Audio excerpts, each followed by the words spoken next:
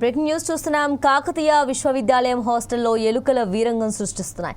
Girls hostel విద్యార్థులను ఎలుకలు కరిచాయి. 3 రోజుల వ్యవధిలో 11 మంది విద్యార్థులను ఎలుకలు కరిచాయి. సమ్మక్క సారక్క మహిళా హాస్టల్ గదిలో ఎలుకల కాటుకు గురైన విద్యార్థులు ఓ రీసెర్చ్ స్కాలర్ కు గుట్టు చప్పుడు కాకుండా ప్రైవేట్ హాస్పిటల్లో చికిత్స అందిస్తున్నారు. అధికారులు సిబ్బంది హాస్టల్లో అనేక సమస్యలతో ఇబ్బందులు పడుతున్నామని విద్యార్థులు ఆవేదన వ్యక్తం చేశారు. మా హాస్టల్లో ఎలుకల ప్రాబ్లం, కుక్కల ప్రాబ్లం, పందుల ప్రాబ్లం ఉన్న అన్ని యానిమల్స్ ప్రాబ్లమ్స్ అంతా ఈ గర్ల్స్ హాస్టల్లో ఉందన్న. మేము ఇప్పటి వరకు నోటీస్ చేయలేదు అంటే అది మమ్మల్ని సఫర్ చేయనంత వరకు. ఒక్క రోజే థర్స్డే నైట్ మా రూమ్ లో 11 మెంబర్స్ ని కలిసిందన్న మా ఫ్రెండ్స్ ని. 11 మెంబర్స్. మాకు సాటర్డే రోజు ఎగ్జామ్ ఉండే, ఫ్రైడే రోజు శ్రీరామనవమి రోజు అందరూ టీటీ ఇంజెక్షన్స్ కోసము ప్రైవేట్ హాస్పిటల్స్ కి, గవర్నమెంట్ హాస్పిటల్స్ చుట్టూ తిరిగినారు. మళ్ళీ మేము థర్స్డే రోజు ఇన్సిడెంట్ అయితే ఫ్రైడే రోజు మేడం వాళ్ళ దృష్టికి తీసుకోకపోతే వాళ్ళు ఎవరు రెస్పాండ్ కాలేదు. ఫ్రైడే రోజు నైట్ వచ్చి ఒక ఎలుకల ప్యాడ్, ర్యాట్ ప్యాడ్ ఇచ్చి వెళ్ళిపోయినారు. మళ్ళీ దాని తర్వాత ఎవరు రెస్పాండ్ అవ్వలేదు. మళ్ళీ కాల్ చేసి ఎట్లుంది అని ఎవరు ఇన్ఫర్మేషన్ తీసుకోలేదు. సాటర్డే రోజు కాల్ చేసినాం, రెస్పాండ్ అవ్వలేదు. సండే రోజు కాల్ చేస్తే మేము అందుబాటులో లేమని చెప్పి వదిలేసినారు. మండే రోజు వచ్చినారు. ఓన్లీ మా రూమ్ కి మాత్రమే వాళ్ళు వుడ్ ప్యాడ్ లాంటిది డోర్ కింద పెట్టిస్తా అన్నారు. అది డోర్ ద్వారా వస్తుంది అనుకోని మాత్రమే. కానీ ఆ ఎలుక ఎక్కడి నుంచి వస్తుంది, మరి ఎట్లా వస్తుంది అని అడగలేదు. వాళ్ళు ఇగ్నోర్ చేసినారు మా ప్రాబ్లమ్స్ ని.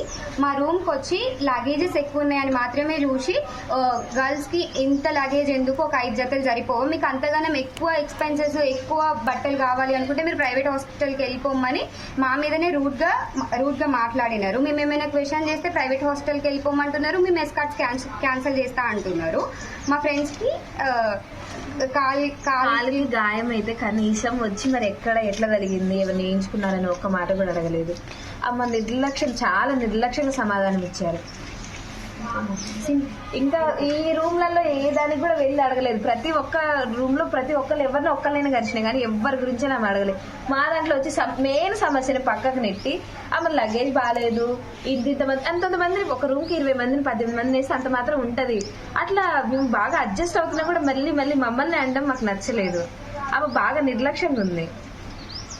అక్కడ మా వాటర్ ట్యాంక్ ఉన్నది. ఆ వాటర్ ట్యాంక్ లో మేము అసలు వాటరే తాగట్లేదు. ఎందుకంటే అందులో బల్లీలు, పురుగులు పడుతున్నాయని 2-3 టైమ్స్ వాళ్ళ దృష్టికి తీసుకుపోయినాం. కానీ వాళ్ళు ఏం రెస్పాండ్ అవ్వలేదు. అట్లీస్ట్ ఒక వాటర్ ట్యాంక్ ని, అది కూడా అది ప్లాస్టిక్ వాటర్ ట్యాంక్, కనీసం నెలకు ఒక్కసారైనా క్లీన్ చేయాలి. కానీ ఇంతవరకు అది క్లీన్ చేయలేదు. మా దగ్గర వీడియోస్ కూడా ఉన్నాయి, అందులో పురుగులు పడ్డ వీడియోస్.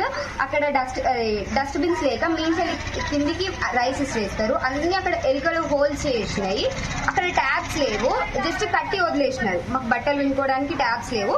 ఈ వాటర్ తోనే మేము మినరల్ వాటర్ తోని ప్లేట్స్ వాష్ చేసుకోవాల్సి వస్తుంది. ఒకవేళ తెలియకుండా అదే వాటర్ తాగిన వాళ్ళ పిల్లల పరిస్థితి ఏంటి? బేసిక్ కూడా మాకు ఇక్కడ లేవు. ఇక్కడ ఒక హెల్త్ సెంటర్ అంటారు, బడ్జెట్ బాగా రిలీజ్ అవుతున్న ఒక వెల్నెస్ సెంటర్ కూడా లేదు. మేము ఆ రోజు గడిచినప్పుడు టీటీ కోసం చాలా హాస్పిటల్స్ తిరిగాం. ఆ రోజు శ్రీరామనవమి అవ్వడం వల్ల హాస్పిటల్స్ కూడా ఏది అవైలబుల్ గా లేదు. అక్కడ వాటర్ మీద సన్ డైరెక్ట్ గా పడ్డం వల్ల మొత్తం ప్లాస్టిక్ స్మెల్ వస్తుంది. ఇక్కడ హెల్త్ సెంటర్ ని కూడా ఖచ్చితంగా కట్టాలన్నా. అక్కడ ఒక హోల్ ఉంటది, ఆ హోల్ కింద ఎలుకలు ఉంటున్నాయి. ఆ రోజు ఆమెకు వీడియోలో చూపించాము, ఆ ఎలుక ఇక్కడ నుంచి ఆ హోల్ కి వెళ్ళిందంటే కనీసం అక్కడ హోల్ ఉందా లేదని కూడా చూడలేదమ్మా. ఆమె చెప్పి వెళ్ళిపోయారు. కాకతీయ విశ్వవిద్యాలయం హాస్టల్లో ఎలుకలు వీరంగం సృష్టిస్తున్నాయి. గర్ల్స్ హాస్టల్లో విద్యార్థులను ఎలుకలు కరిచాయి. 3 రోజుల వ్యవధిలో 11 మంది విద్యార్థులు ఎలుకలు కరిచాయి. సమ్మక్క సారక్క మహిళా హాస్టల్ గదిలో ఎలుకల కాటుకు గురైన విద్యార్థుల్లో ఓ రీసెర్చ్ స్కాలర్ కు గుట్టు చప్పుడు కాకుండా ప్రైవేట్ ఆసుపత్రిలో చికిత్స అందిస్తున్నారు. అధికారులు సిబ్బంది హాస్టల్లో అనేక సమస్యలతో ఇబ్బందులు పడుతున్నామని విద్యార్థులు ఆవేదన వ్యక్తం చేస్తున్నారు. హాస్టల్లో ఎలుకల ప్రాబ్లం, కుక్కల ప్రాబ్లం, పందుల ప్రాబ్లం ఉన్న అన్ని యానిమల్స్ ప్రాబ్లమ్స్ అంతా ఈ గర్ల్స్ హాస్టల్లో ఉందన్న. మేము ఇప్పటి వరకు నోటీస్ చేయలేదు అంటే అది మమ్మల్ని సఫర్ చేయనంత వరకు. ఒక్క రోజే థర్స్డే నైట్ మా రూమ్ లో 11 మెంబర్స్ ని కలిసిందన్న మా ఫ్రెండ్స్ ని.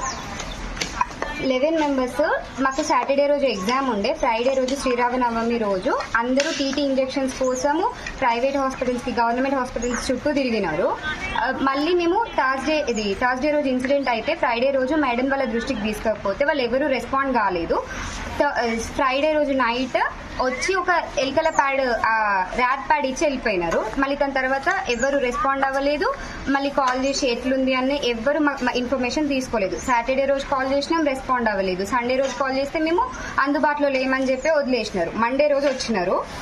ఓన్లీ మా రూమ్ కి మాత్రమే వాళ్ళు వుడ్ ప్యాడ్ లాంటిది డోర్ కింద పెట్టిస్తా అన్నారు. అది డోర్ ద్వారా వస్తుంది అనుకొని మాత్రమే, కానీ ఆ ఎలుక ఎక్కడి నుంచి వస్తుంది, మరి ఎట్లా వస్తుంది అని అడగలేదు.